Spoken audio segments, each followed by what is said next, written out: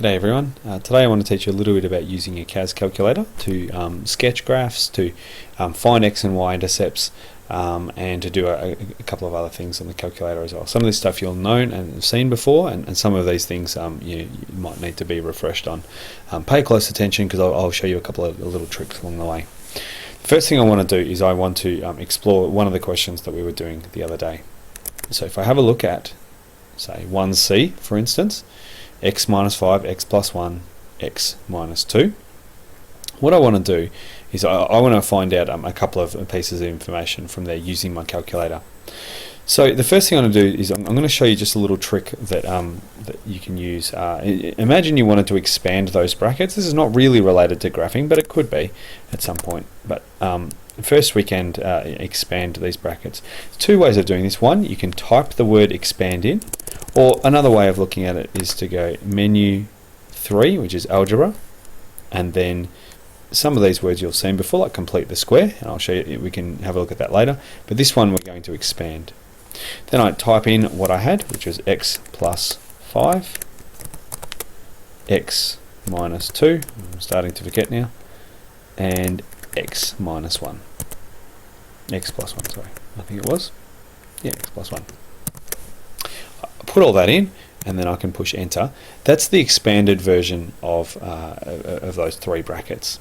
If I wanted to go the other way, I can do I can factorize using a calculator. I can say menu 3, which is algebra, and then I can do factor, and I can put that, I can type it all in, or I can just go up and copy paste. So just go up there and push enter. Now if I push enter at this point, it should be able to give me it in a factorized version there. Sometimes it might ask you what to factorize. Usually you could just put a comma and then whatever it is. So it might be x, it might be something else, but that's what I, for us, we can just put that in like that. Obviously, that's the expanding and the factorizing. Let's just say that I now wanted to sketch this graph. I now wanted to find out the x and the y intercepts. I'm going to do this in two ways. One on a calculator screen like I've got here, and on another one on a graph screen. So the first thing that I'm going to do, just so I don't have to keep typing these things in over and over again, I'm going to define the function.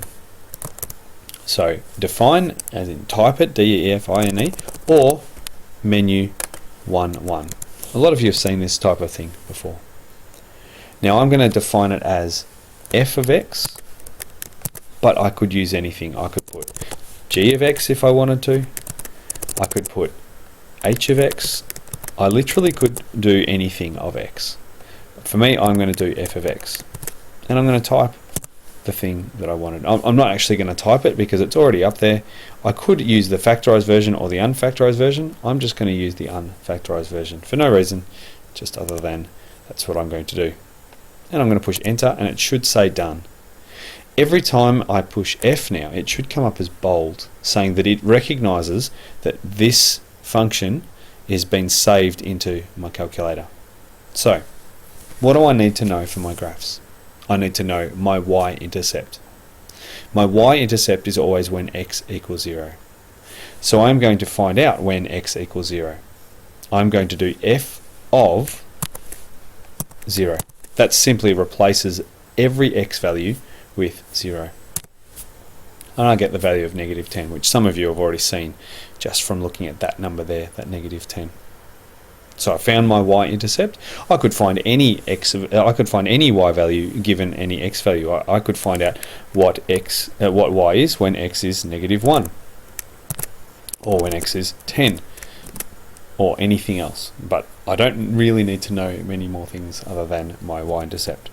The other thing I want to find out are my x-intercepts. The way that I can do that is I can solve this this equation, remembering that the equation is f of x equals x cubed plus 4x squared minus 7x minus 10. If I make f of x 0, then I can start doing things like finding a factor, doing long division, and get my 3 answers. But on my calculator I can do things much quicker, much simpler than that. So what I want to do is I want to solve the equation for 0.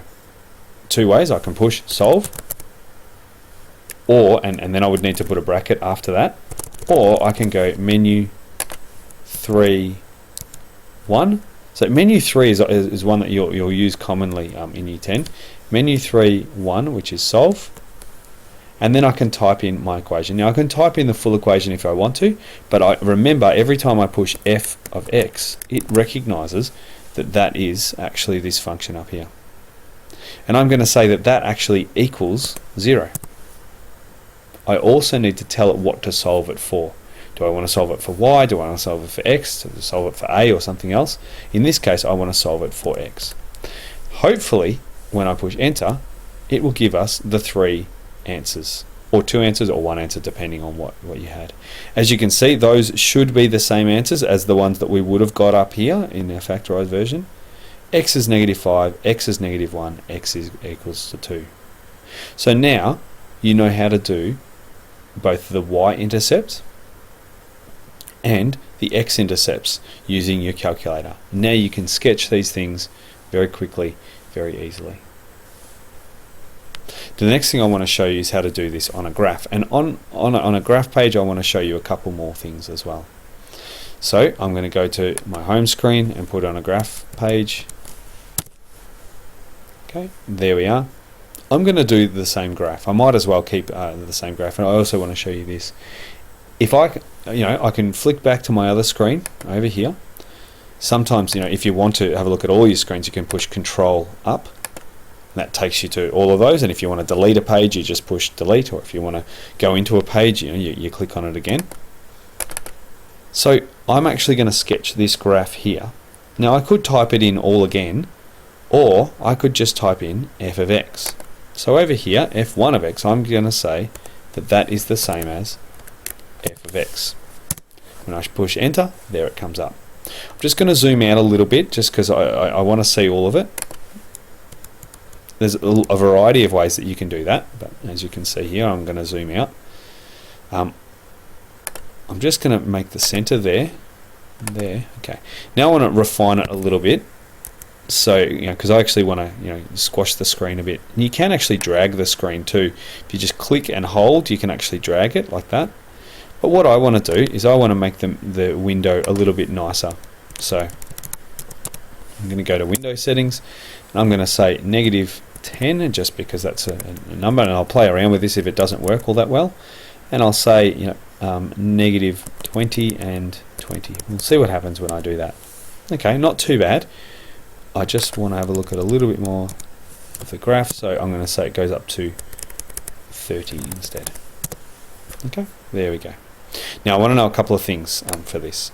So one thing that you can do, and there's a variety of ways of doing this, but I want to find out the x and y intercepts. Menu. There's 2 ways of doing this. One, you can do analyze graph and find 0. That when y equals 0, it will say lower bound, and it will also say upper bound in a second too. Lower bound means go to the left of the point, which is, as I'm showing you here, that's to the left. I click, then it says upper bound. And what you'll notice is as I drag it across, it actually puts it up there for me. If I drag it too far across, it'll actually go to the next one, and then to the, actually that stops there. I'm going to stop at that point. That's how to find an x-intercept, and you can drag that and move that wherever you want to. Another way of finding out the x-intercepts is to do trace. So you can trace graph. Oh, where are we? Whoops. It usually starts at the y-intercept, which is how you find the y-intercept, but you can just hover over different points, and it will automatically direct you to the most common point that we look for, which are the x and the y intercepts. So I can find the x intercept, and then I can click. I believe I can click. Well, isn't that interesting? I've always been able to click in the past. No, you push enter instead, I believe. This is not working as I thought it would be. Oh, there we go. And then I can push. All I need to do is click on the other one, and it works for me. Okay, if I want to move it, I can push escape and then move. I actually did it a couple of times. Don't need that. I'm going to delete it now. There we go. Okay, so there's two ways of doing it. Menu 6, 1 and menu 5, 1. Okay, I'm going to do the y-intercept now. The only way that I know how to do the y-intercept is to do menu 5, 1. Okay, and again, it should, if you just hover over the y-intercept, it should come up as y-intercept, and I click, and there it is, 0, -10. Okay, hopefully you've known all of that already. What I want to show you now is a couple of other things. I want to be able to also know what the maximum point is of this little this little turning point over here, and I want to know what the minimum value of this little turning point here. It's very powerful, very good, more so in year 11 and 12, but I want to show you now. So I'm going to push menu 6.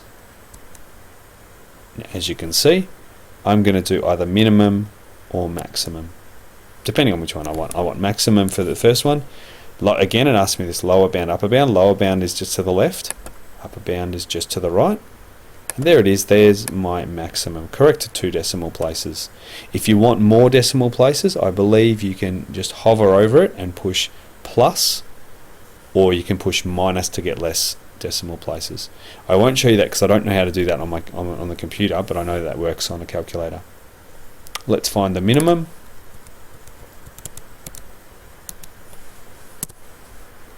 Which is here, lower bound, upper bound. I find there it is. That's correct. In this case it's correct to 3 decimal places, and that one to 1. Another thing that I just want to draw your attention to is that you can also do a couple of other things on this. You can also find the point of intersection between two graphs, as you can see here.